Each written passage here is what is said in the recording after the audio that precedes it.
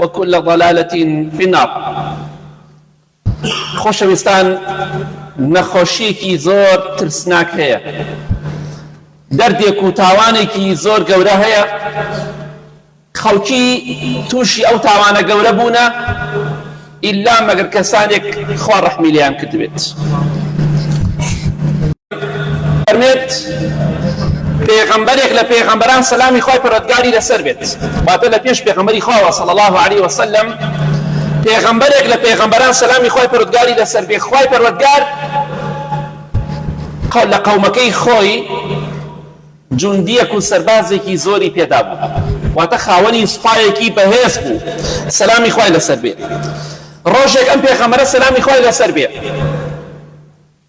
سەیری سوپاکەی خۆی کرد، سوپایەکی گەورە، سەربازێکی زۆر.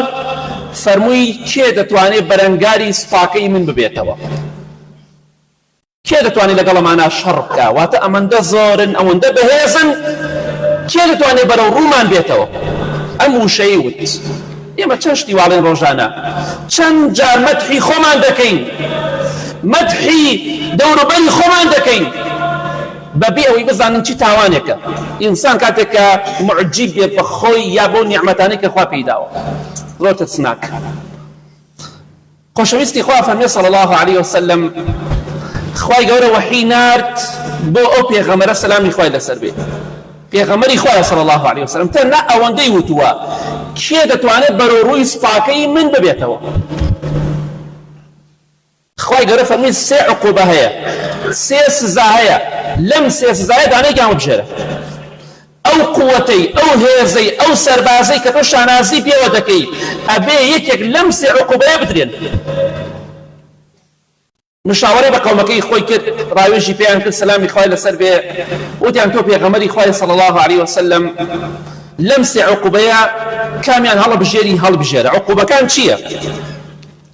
خوای گەورە فەرمووی یەکەمیان ئەو سوپایی کە تۆ شانازی پێوە دەکەی، ئەڵەی کێ دەتوانێت بەرەو ڕوویان بێتەوە یا دوژمنیان بەسەر ئازاڵەکەم. دوژمن واتە دوژمنی خۆ پێغەمبەری خوا صلی الله علیه وسلم.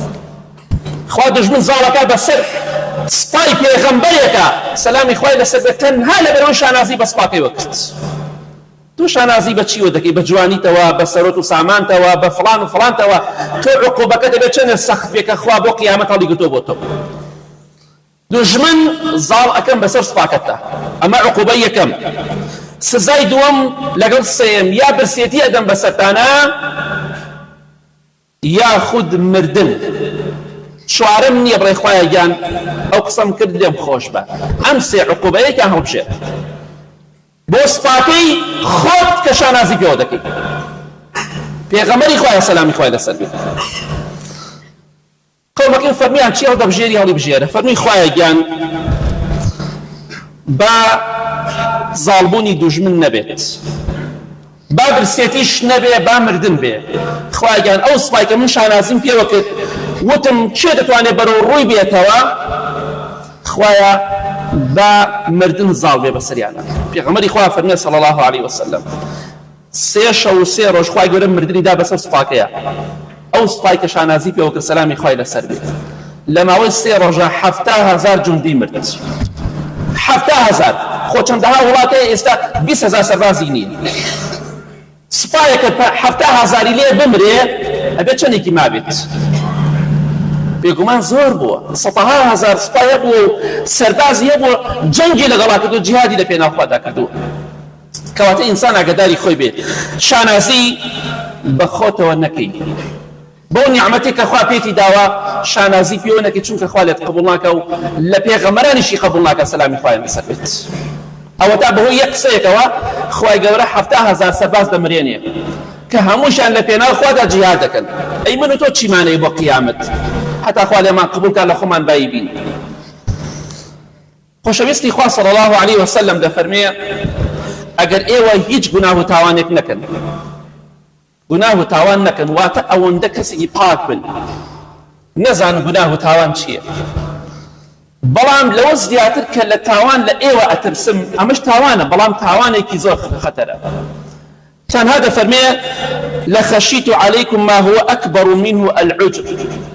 ئەوەی کە زۆر لە ئێوە دەترسم لە تاوانەکان ئەوەیە کە ئینسان معجیب بێ بەخۆی، بە جوانیەکەی، بە بەقووەتیەکەی، بە هێزیەکەی، بە ماڵ و سەرەت و سامانەکەی، بە دەسەڵاتەکەی، بە عەقڵەکەی معجیب بێ بەخۆی، شانازی بەخۆی وە بکە، دوو لە ڕێی بەڕێز خۆی فشکاتەوە، بەردەوام تۆز لێ بدە.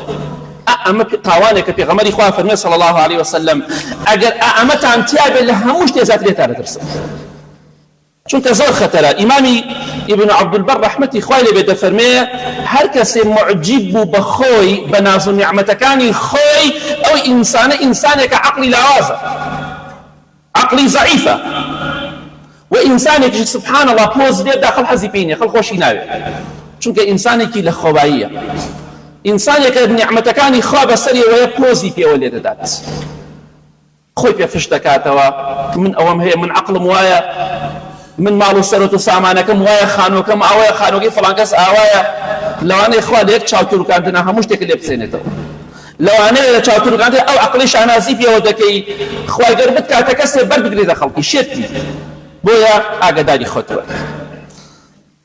ئیمامی ابن عەبدولبەر ئاوا دەفەرمێ ڕەحمەتی خوای لێ بێ، دەفەرمێ ئەو کەسەی کە لە خۆی باییە عەقڵی کەمە، عەقڵی مەزبوط نییە. یەکێ لە پیاوچاکان دەفەرمێ ئەگەر وەڵڵاهی بزانم خوای گەورە فەقەت تۆوی خەردەلەیە، تۆوی خەرتەلەیە کە چەندێ بچووکە، بزانم ئەوەندە خوای گەورە چاکە و عیبادەتی لە من وەرگرتووە ئاوا خوازم بمرم، ئەوەندە. بۆیە بە تایبەتی ڕوو دەکەم ئەو کەسانی کە خوێنەواریان نییە، شەیطان وای لێ کردوونە لە خۆیان بایی بوونە، دەڵێن ئێمە چیمان کردووە، ئێمە گوناحمان نییە، تاوانمان نییە. ئەوە پەنا بە خوای گەورە تاوانێکی زۆر گەورەیە. ئینسان ئەوەندە لە خۆی بایی بێ عمری 50 ساڵ 70 ساڵ ئەڵێ چیم کردووە، ئەوە ئەو شتێک کە پێغەمبەری خوا صلی الله علیه وسلم زۆر زۆر لێ ترساوە لە ئێمە توشمان بێت، کەواتە ئاگاداری خۆت بە. خۆشەویستی خوا صلی الله علیه وسلم دەفەرمێ ثلاث مهلكات، سێ شت هەیە، سێ تاوان هەیە، مرۆڤ بە هیلاک دەدا، مرۆڤ دەفەوتێنێ، مرۆڤ بەرەو دۆزەخ دەبات، واتە ئینسان لە دنیا و قیامەت بە هیلاک دەدات. یەکەم دەفەرمێ وإعجاب المرء بنفسه، یەکێک لەو شتانە چییە؟ ئینسان معجب بێ بە خۆی، بە نەفسی خۆی، بە سەرۆت و سامانی خۆی، بە عەقڵی خۆی، بە جوانی خۆی، بە باڵای خۆی، گاڵتە بە خەڵکی تر بکە. ئەمە مرۆڤ بە هیلاک دەدا، مرۆڤ بەرەو دۆزەخ دەبا، ئەوەی کە لە خۆی بایە و خۆی بە شتێ مهم دەزانێ و خواری خۆشی بە خزمەتکاری خۆی دەزانێت. جا قورب بەسەر ئەو کەسانی کە لە خۆیان باین، خۆیان بە گەوری خەڵک دەزانن، خەڵکیش بە بچووکی خۆیان دەزانن، ئەوانە کەسانێکن بە هیلاک چوونە. پێغەمبەری خوا فەرمێ صلی الله علیه وسلم مرۆڤ بە هیلاک دەدا، مرۆڤ لەناو دەبا دەیبا بۆ دۆزەخ. چێ پێی خۆشە بەرەو دۆزەخ بڕوا؟ پێغەمبەری خوا صلی الله علیه وسلم دەزانێت چی ما پێ دەفەرمێ لە دوو حەدیثی صحیحدا، دوو ڕیوایەتە دەفەرمێت ئەگەر ئینسان مرۆڤ لەو ڕۆژەی کە لە دایکە بێ، یەکەم ڕۆژی لە دایک بوونت هەتا ئەو ڕۆژەی بە پیری دەمری، 80 ساڵە، 90 100 زیاترە، لە یەکەم ڕۆژی لە دایک بوونتەوە هەتا ئاخر ڕۆژی تەمەنت کە بە پیری دەمری، نەک بە گەنجی. ئەگەر ئەم دوو شتەش بکەی بۆ قیامەتت، لەو ڕۆژەی کە لە دایک بوویتە هەتا ئەو ڕۆژەی بە پیری دەمری، لە پێناو خوادا لەسەر دەم و چاو ڕات بکێشن، 70 100 ساڵ لە پێناو خوادا لەسەر دەم و چاوت ڕات بکێشن بەبێ بچڕان، لەو ڕۆژەی کە لە دایکە بی هەتا ئەو ڕۆژەی کە دەمری بە پیری، سرت لە سەجدەدا بێ و سرت بەرز نەکەیتەوە، لە حەقەرەوە یەومە القیامە، ڕۆژی قیامەت دەڵێی هیچم نەکرد بۆ قیامەت.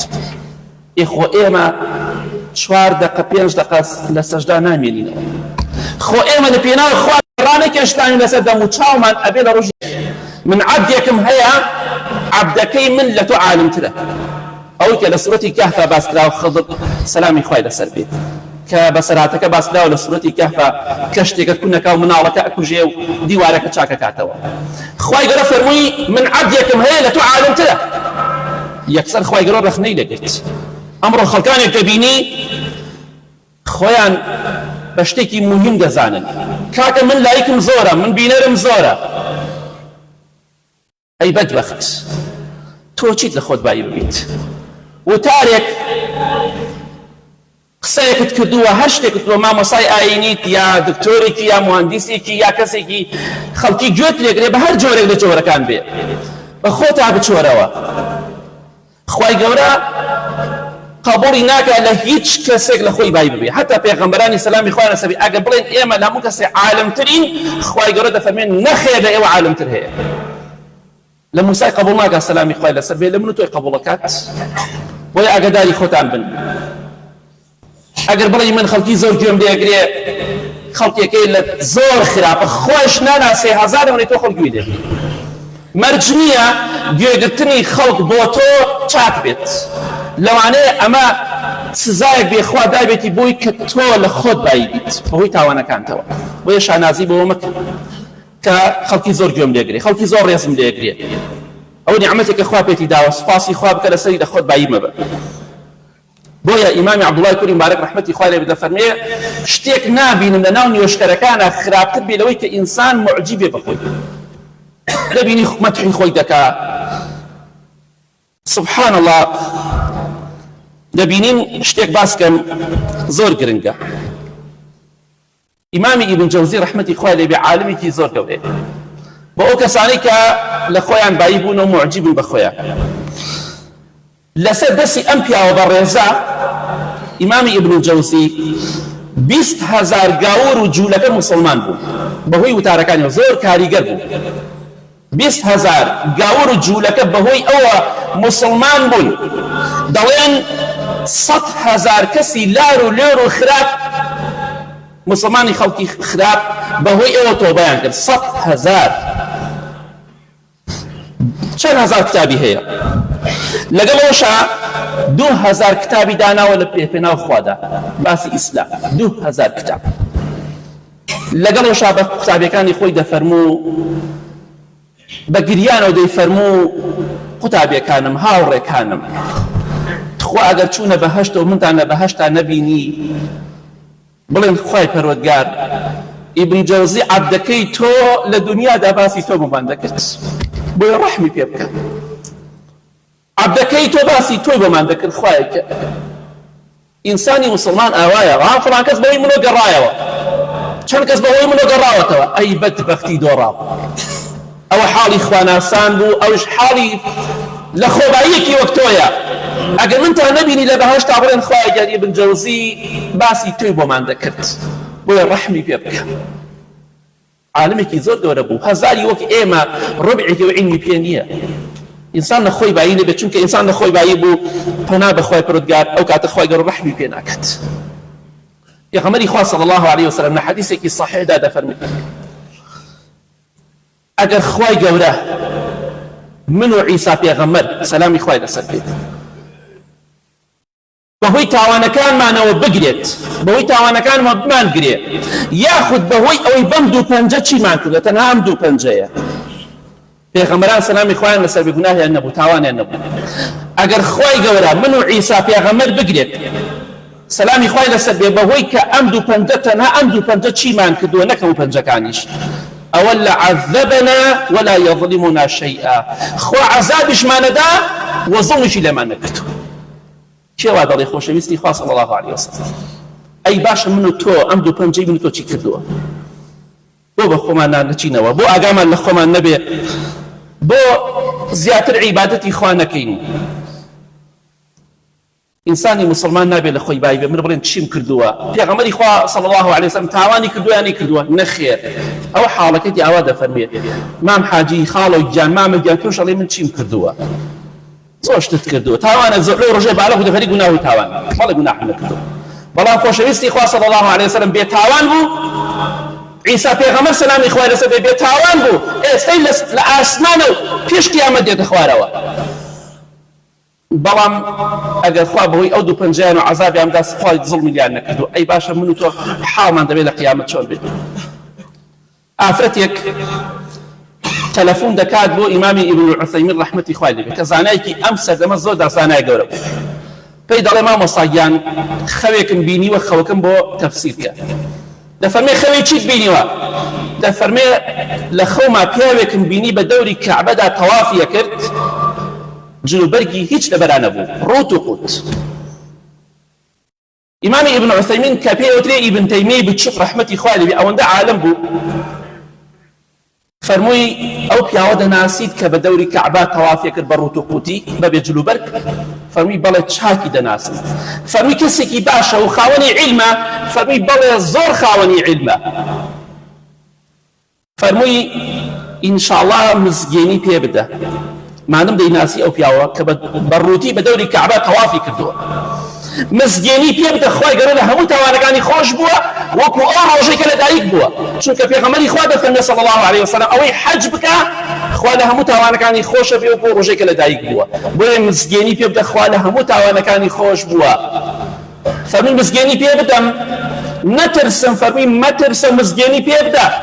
فەرمووی وەڵڵاهی ئەو کەسێک کە بینیم تۆ بووی، والله توبي بدوري كعبا برتو قوتي توافتك دستي كر بقريان رحمتي خوي لبني فالمؤاكرة من لو مهمتنيش بكتو باسكي دستي كر بقريان إنسان إيمان دار هوايا لخوي باي نابي أو يدل الريبرستان في شيء كرت أو إنساني كي لخو بايا أو إنساني كي بهلاك شوا يترحب له بايك يبيا بمن وينها بيناري هبي أو إنساني كي بهلاك شوا بيقصي في غمر إخوة صلى الله عليه وسلم خوای گەورە قبول ناکات لە هیچ کەسێک تۆز بەخۆی و لێ بکات، شانازی بەخۆیەوە بکات، شانازی بە عیلمی خۆیەوە، بە ماڵی خۆیەوە، بە سەرەتی خۆیەوە، بە دەسەڵاتی خۆیەوە بکات. ئاگاداری خۆمان بین ئەمە تاوانێکی گەورەیە. خۆشەویستی خوا صلی الله علیه وسلم زۆر ترساوە لێمان تووشمان بێ لە خۆمان بای بین و خۆمان فشکێن و لەم لاولە. اللهم اغفر للمؤمنين والمؤمنات والمسلمين والمسلمات الأحياء منهم والأموات من أهل السنة والجمعة والجماعات يا ربي إخوة الشفاء نخوش كان من بدي بتايبتي أواني داود دعاء خير عن كدوة يا ربي إخوة يملي وآرامي ولات من بفعل يزيد إخوة يا باراني برحمة من زيادة ببارين يا رب العالمين إخوة يا نواني نخوش الشفاء عن بدي أواني كيشو مشكلان يبوي عن حلقي أواني من ضالي يعني إخوة من ضالي صالح وشاكي عن في بخشي يا ربي إخوة سلكوتي دنيا قيامت مانك لخوبايبون بادور مانك يا رب العالمين آمين آمين آمين وصلى الله على محمد وآله وصحبه أجمعين.